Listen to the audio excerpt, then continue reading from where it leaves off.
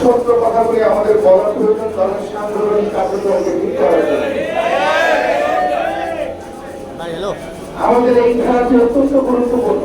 পুরান ঢাকার একটি ঐতিহ্যবাহী খেলা। বিভিন্ন আন্দোলন সংগ্রামে এই খেলা থেকেই, এই পুরান ঢাকা থেকে আন্দোলন সংগ্রামের শুরু হয়েছে, উৎপত্তি হয়েছে। কিন্তু আজকে আমরা দেখতে পাচ্ছি যে আমাদের এই থানার, বিশেষ করে থানা পর্যায়ে নেতৃত্বরা তাদের বিভিন্ন রকমের মতের বিরুদ্ধে জড়িয়ে গেছে। আপনারা যদি ফাইটটা বন্ধ না করেন আমি বসে যাব। যদি আপনারা কথা বলেন আমি শুনবো, আর আমার কথা যদি শুনতে চান তাহলে চুপচাপ বসতে হবে। কোনটা করতে চান আপনারা বলেন। যদি আপনারা কথা বলেন আমি বসে শুনবো। আপনারা পরীক্ষিত ত্যাগী নেতা কর্মীরা আমাদের এই দলকে টিকিয়ে রেখেছিল। তারাই জীবনের ঝুঁকি নিয়ে দলের আন্দোলন সংগ্রাম, সেই কর্মসূচি দল থেকে গ্রহণ করা হয়েছিল, তারা জীবনের ঝুঁকি নিয়ে রাজপথে তারা আমাদের দলকে আন্দোলন সংগ্রাম করে টিকিয়ে রেখেছিল।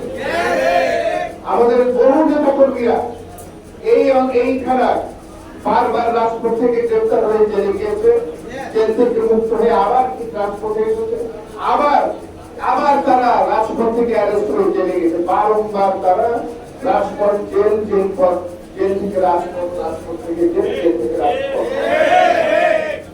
তাদের 18 বছর জীবন থেকে তারা বাংলাদেশের মানুষের অধিকারের জন্য কাজ করে দিয়েছে। এর পাশাপাশি আমাদের দলের অনেক ত্যাগী নেতা কর্মীরা সহ আমাদের পরিবারের সদস্যরা অমানসিক নির্যাতনের শিকার হয়েছে।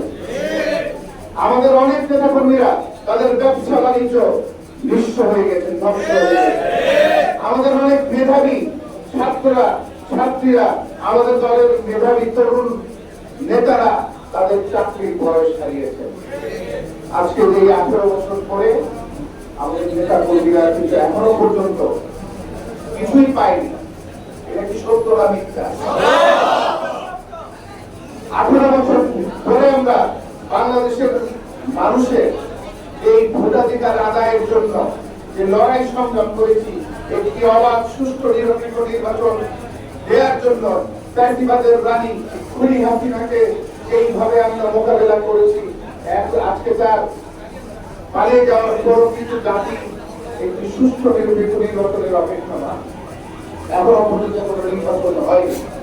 আমরা আশা করছি অন্তর্বর্তীকালীন সরকার আগামী ফেব্রুয়ারিতে একটি অবাধ সুস্থ নিরপেক্ষ নির্বাচনের ব্যবস্থা করবেন, যেখানে এলাকার মানুষ যাকে খুশি তাকে ভোট দিয়ে তাদের মনের কথা, তাদের অধিকার আদায়ের কথা বলার জন্য তারা সংসদে পাঠাবে। সংগ্রামী নেতৃবৃন্দ, আমাদের দল এই নির্বাচনী আসন থেকে যাকে মনোনয়ন দিবেন আমরা তার পক্ষে ঝাঁপিয়ে পড়ে তার পক্ষে। বাংলাদেশের মানুষ, এই এলাকার মানুষ আপনাদের পাশে ছিল, কারণ তারা দেখেছে প্রত্যক্ষ পরোক্ষভাবে যে আপনারা কিভাবে জুলুম নির্যাতনের শিকার হয়েছে। আপনাদের পাশে ছিল না মানুষ? বাংলাদেশ জাতীয়তাবাদী দলের পক্ষে এখনো এলাকার মানুষ আছে, কিন্তু এখানে আমরা দেখতে পাচ্ছি 5ই আগস্টের পর থেকে আমাদের দলের নাম ভাঙিয়ে কিছু সুবিধাবাদী লোকজন, কিছু আওয়ামী গোষ্ঠী, কিছু জাতীয় পার্টির গোষ্ঠী আমাদের দলে ভর করে আমাদের দলের নামকে নষ্ট করার সেখানে আমরা দেখতে পাচ্ছি যে যেহেতু আমাদের থানা পর্যায়ের নেতাদের মতো মতবিরোধ এমন বড় আকার ধারণ করেছে, এখানে তাদের শক্ত ছায়ায় তারাকে সুযোগ করে দিচ্ছি। এখানে আমরা যেটা আমি বলেছিলাম যে আমার 3টা কথাগুলি আপনাদের পছন্দ হবে, কিন্তু আমি বলবো কারণ বলার প্রয়োজন বলতে। এখানে আমাদের মহানগরের নেতারা আছে। মহানগরের নেতারা শুধু কথাই বলে, কিন্তু কাজের মাধ্যমে যে অসুবিধাগুলি আছে সেগুলি নির্ণয় করার কোনো তারা সমাধান দেয়। কাজ করতে গেলেই দোষ হবে প্রিয় নেতৃবৃন্দ। যদি কাজ না করেন আপনার কোনো দোষ নাই, আর সঠিক কাজ করতে গেলে বেশি বেশি দোষ হবে। তাই আমি বলতে চাই, আমি কোনো দোষের কথা বলছি না, আমি এই থানাকে ঠিক করার যে অসুবিধাগুলি আছে সেই কথাগুলি বলছি। আজকে 5টি ওয়ার্ড এখানে এই থানার আন্ডারে আজকে এই 5টি ওয়ার্ডের নতুন সদস্য সংসদ সদস্য নবায়নের অনুষ্ঠান করার জায়গা এটা আমি মনে করি না। এটা একটি খোলা মাঠ, একটি বড় কমিউনিটি সেন্টার, যেখানে 5টি ওয়ার্ড থেকে ন্যূনতম 5,000 লোক আপনারা সেখানে দাওয়াত দিয়ে সেখানে এখানে করা হয় নাই। সেখানে আমাদের বুথের সমস্যা আছে, সেখানে আমাদের নেতৃত্বের মধ্যে যে ঐক্যবদ্ধ যে একটা যে সিদ্ধান্তের বিষয় আছে সেটা এখানে প্রতিফলিত হয়।